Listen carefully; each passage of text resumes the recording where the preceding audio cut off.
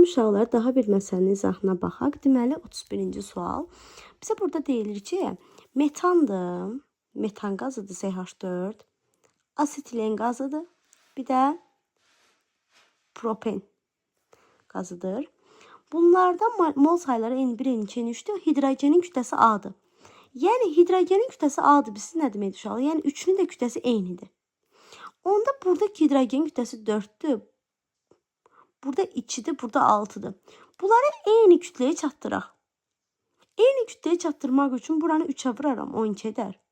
A'mız edər 12. Buranı 6'ya vuraram, A'mız edər yenə 12. Buranı da 2'ye vuraram, A'mız edər yenə 12. Biz bu kütlələri bərabərləşdirdik. Axı burada bizə A verib üçündə. Bu zaman mol saylarını deyir müqayisə elə. Onda bura N1 idi, bura N2 idi, burada N3 idi. Onda N2 böyükdür N1'dən, N1 də böyükdür N3'dən. Yəni kiçikdir, 3 kiçikdir